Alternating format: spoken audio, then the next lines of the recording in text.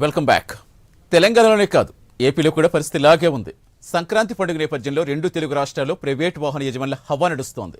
ఏపీలో కూడా travel agents ఇలాగే దోచేసుకుంటున్నారు. రవాణా శాఖ అధికారుల ఆదేశాలు సైతం లెక్క చేయని ప్రైవేటు బస్సుల యాజమాన్యాలు టికెట్ రేట్లు పెంచేస్తారు.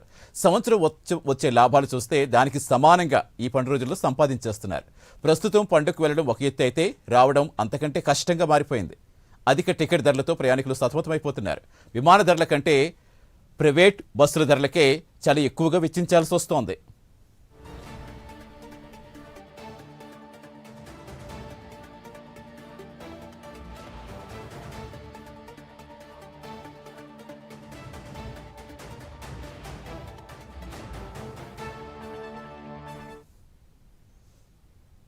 ఇక ఇప్పటికే నగరం నుంచి జనం పెద్ద ఎత్తున తరలి వెళుతున్నారు. ఇక టోల్ గేట్ల వద్ద అయితే విపరీతమైన రద్దీ కనిపిస్తోంది. హైవేలపై వాహనాలు బార్లు తీరి మెల్లగా కదులుతున్నాయి. ఏపీలో పలు ప్రాంతాలకు జర్నీ టైం రెట్టింపు కంటే ఎక్కువ పడుతోంది. ఒక్కోసారి పంతంగి టోల్ గేట్ దగ్గర పరిస్థితి ఏంటో ఒక్కసారి చూద్దాం. ప్రస్తుతం నల్గొండ కరెస్పాండెంట్ శంకర్ లైవ్లో మాకు జాయిన్ అవుతున్నారు సిద్ధంగా. ఎస్ శంకర్, ప్రస్తుతం ఏంటి ఎలా ఉంది? ఆల్రెడీ టోల్ గేట్ల వద్ద ఎక్కువ టైం పట్టకుండా చాలా యాక్షన్ ప్లాన్ రూపొందిస్తున్నామని చెప్పారు రెండు ప్రభుత్వాలు కూడా. ప్రస్తుతం ఏంటి కానీ అది ఎక్కడా కూడా అమల్లో ఉన్నట్టు కనిపిస్తోందా? ఎంత టైం పడుతుందా టోల్ గేట్ దాటడానికి? రైట్ సతీష్, ఉమ్మడి నల్గొండ జిల్లా వ్యాప్తంగా ఉన్న టోల్ ప్లాజాల వద్ద అయితే వాహనాల రద్దీ ఇంకా కొనసాగుతుందని చెప్పుకోవచ్చు. అయితే నగరవాసులంతా తమ గ్రామాలకు వెళ్తున్న సందర్భం అయితే కనపడుతుంది. ప్రభుత్వ కార్యాలయాలతో పాటు ప్రైవేట్ కార్యాలయాలకు కూడా సెలవు దినాలు కావడంతో అయితే తమ సొంత గ్రామాలకైతే వెళ్తున్నారు నగరవాసులు. సో నిన్న స్టార్ట్ అయిన ఈ ట్రాఫిక్ ఏదైతే ఉంటుందో నిన్నటి నుండి ఇప్పటి వరకు కొనసాగుతుందని చెప్పుకోవచ్చు.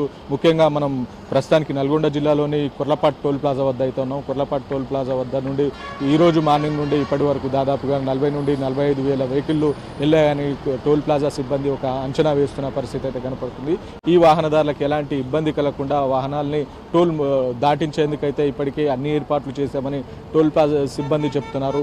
అలాగే నేషనల్ హైవే అథారిటీ వారు కూడా అన్ని ఏర్పాట్లు చేశామని చెప్తున్నారు. వాహనదారులకి ఎలాంటి ఇబ్బంది కలగకుండా వాహనాలని టోల్ దాటించేందుకు అన్ని ఏర్పాట్లు చేసిన పరిస్థితి కూడా కనపడుతుంది.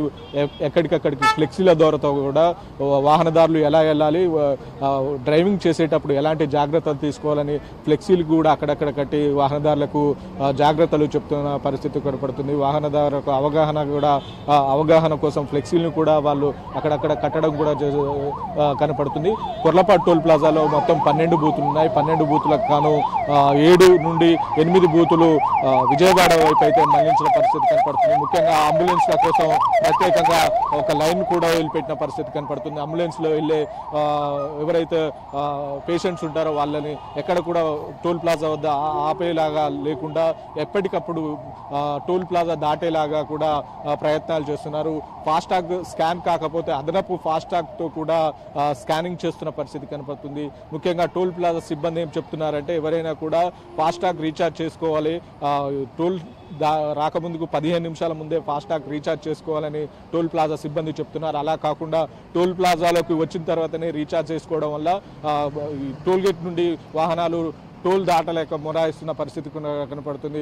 అదనపు ఫాస్టాగ్ స్టిక్స్ ద్వారా కూడా స్కాన్ చేస్తున్న పరిస్థితి అయితే కనపడుతుంది. ముఖ్యంగా హైదరాబాద్ ఏదైతే ఉంటుందో హైదరాబాద్ నుండి ముఖ్యంగా సంక్రాంతి సెలవు దినాలు ఏవైతే ఉంటాయో సంక్రాంతి సెలవు దినాలకు తమ సొంత గ్రామాలకు ఎంతో ఆనందోత్సవాలతో అయితే హైదరాబాద్ నుండి గ్రామాలకు వెళ్తున్న పరిస్థితి కనపడుతుంది. ముఖ్యంగా విజువల్స్లో చూసుకోవచ్చు. మనం కొర్లపాటు టోల్ ప్లాజా ఏదైతే ఉంటుందో కొర్లపాటు టోల్ ప్లాజా వద్ద అయితే అన్ని ఏర్పాట్లు చేశారు. ఎక్కడ కూడా ఎవరికి ఎలాంటి ప్రమాదాలు జరగకుండా అంటే ఈ టోల్ ప్లాజా ఏదైతే ఉంటుందో టోల్ ప్లాజా వద్ద 4 నుండి 5 శాఖల అధికారులను నియమించారు. ముఖ్యంగా వైద్యాధికారులు కావచ్చు, పోలీస్ సిబ్బంది కావచ్చు, రెవెన్యూ సిబ్బంది కావచ్చు, అలాగే ఫైర్ సిబ్బంది కూడా ఇక్కడ డ్యూటీలు వేసిన పరిస్థితి కనపడుతుంది. ప్రతి టోల్ ప్లాజా వద్ద ఒక అంబులెన్స్ కావచ్చు, ఒక క్రేన్ కావచ్చు, ఇలాంటి వెహికల్స్ అరేంజ్ చేస్తారు. ఎక్కడైనా యాక్సిడెంట్ అయితే ఇమీడియట్గా వాటిని క్లియర్ చేసే విధంగా అంటే దానివల్ల అదనపు ట్రాఫిక్ కాకుండా వెంటనే క్లియర్ చేసే విధంగా కూడా ఒక క్రేన్ను కూడా ఏర్పాటు చేయడం జరిగింది. హైదరాబాద్ నుండి విజయవాడ వరకు ఉన్న ఈ టోల్ ప్లాజాలు ఏవైతే ఉంటాయో 3 టోల్ ప్లాజాలు ఉంటాయి. ఈ టోల్ ప్లాజాలు పంతంగి టోల్ ప్లాజా దాటిన తర్వాత ఒక హెల్ప్ డెస్క్ను కూడా ఏర్పాటు చేశారు. హెల్ప్ డెస్క్ ద్వారా అక్కడ పోలీస్ సిబ్బంది ఉండి ఏ రూట్ నుండి వెళ్తే ఎంతసేపట్లో తమ గమ్యాన్ని చేరుకుంటాము, ఎంత తొందరగా తమ గమ్యాన్ని చేరుకుంటామని చెప్పడానికి అక్కడ హెల్ప్ డెస్క్ కూడా ఏర్పాటు చేశారు. అలాగే వైద్య సిబ్బందిని కూడా ఏర్పాటు చేశారు. హెల్ప్ డెస్క్ ద్వారా అక్కడ దారి మళ్లించే ప్రయత్నం కూడా చేయబోయారు. అంటే వరంగల్ వయా మహబూబాద్ అలానే ఖమ్మానికి దారి మళ్లించే ప్రయత్నం చేశారు. ఖమ్మం నుండి రాజమండ్రి, వైజాగ్ అక్కడ నుండి దగ్గర అవుతుంది కాబట్టి సింపుల్గా వెళ్ళొచ్చు అని చెప్పేసి ఒక ప్రయత్నం చేశారు. మనం కొర్లపాటు టోల్ ప్లాజా వద్ద ఉన్నాం. విజువల్స్లో కూడా చూసుకోవచ్చు. ప్రస్తుతానికైతే వాహనాలు ఎప్పటికప్పుడు వెళుతున్న పరిస్థితి కనపడుతుంది. సతీష్,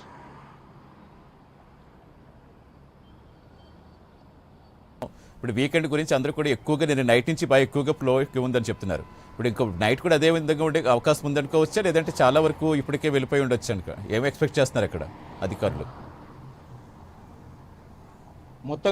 మొత్తంగా ముందే వచ్చిన సెలవులు ఏదైతే ఉంటుందో, సో నిన్న మధ్యాహ్నం ఏదైతే ఉంటుందో, ఈరోజు సెలవు, యాక్చువల్లీ ఈరోజు సెలవు కావడంతో అయితే ఒక రోజు ముందే ప్లాన్ చేసుకొని తమ గ్రామాలకు వెళ్లే పరిస్థితి అయితే కనపడుతుంది. అంటే నిన్న మధ్యాహ్నం ఏదైతే ఉంటుందో, మధ్యాహ్నం ఒక్కసారిగా అంటే కొర్లపాటు టోల్ ప్లాజా కావచ్చు, పంతంగి టోల్ ప్లాజా వద్దకి ఒక్కసారిగా వాహనాలు భారీగా వచ్చి చేరుకున్నాయి. అంటే నిన్న మధ్యాహ్నం నుండి నిన్న మిడ్ నైట్ వరకు దాదాపు 16 నుండి 18,000 వెహికల్ వెళ్ళాయని టోల్ ప్లాజా సిబ్బంది చెప్తున్నారు.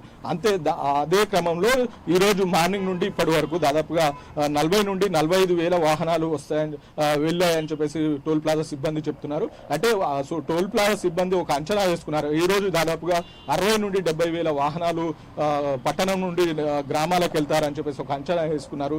కాకపోతే వాళ్ళు ఊహించినంత వాహనాలు ఈ రోజు అయితే రాలేవని చెప్తున్నారు. రేపు కానీ ఎల్లుండి కానీ అంటే పండగ ఇంకా 2-3 రోజులు ఉన్నది కాబట్టి ఇంకా రేపు ఎల్లుండి ఇదే క్రమంలో వాహనాల రద్దీ కొనసాగుతుంది అనుకోవచ్చు. అంటే రేపు ఏదైతే ఉంటుందో, రేపు కావచ్చు ఎల్లుండి కావచ్చు, వాహనాల రద్దీ కొనసాగే అవకాశం ఉంది.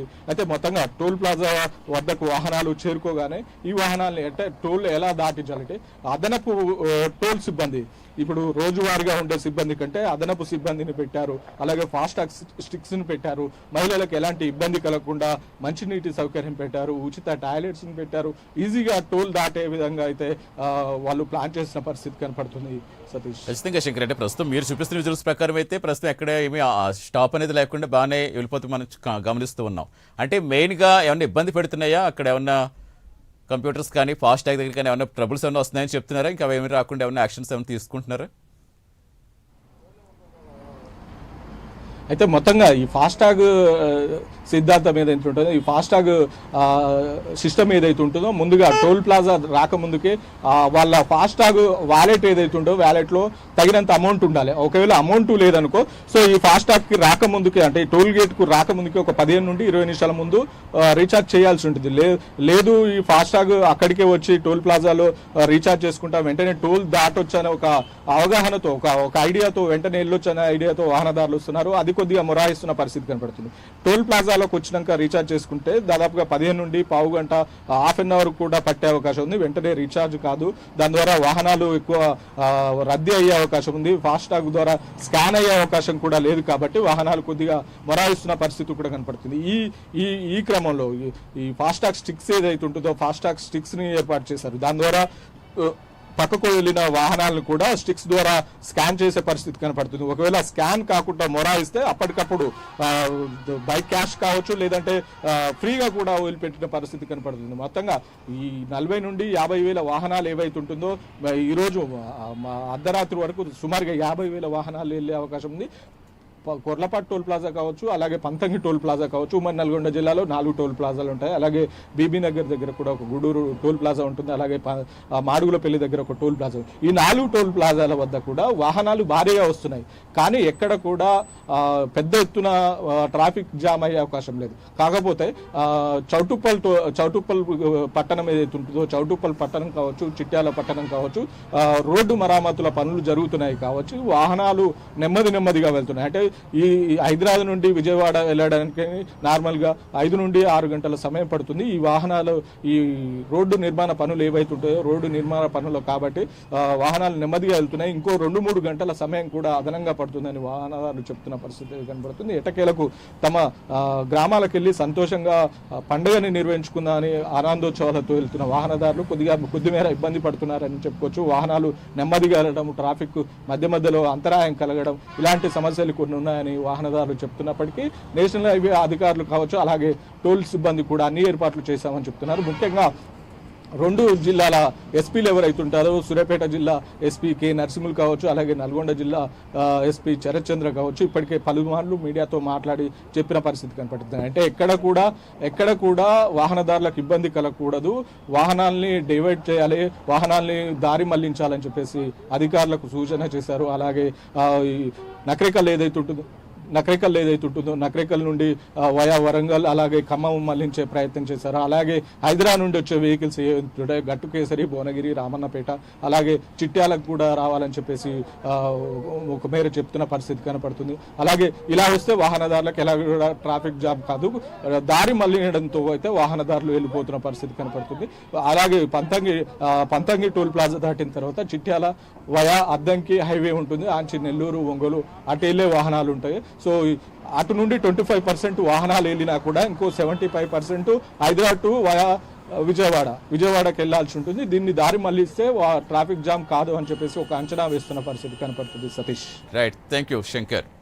సో మొత్తంగా అది అసలు వాహనాలు ఎలా వెళ్తున్నాయి, ఎన్ని వాహనాలు వెళ్తున్నాయి ప్రస్తుతం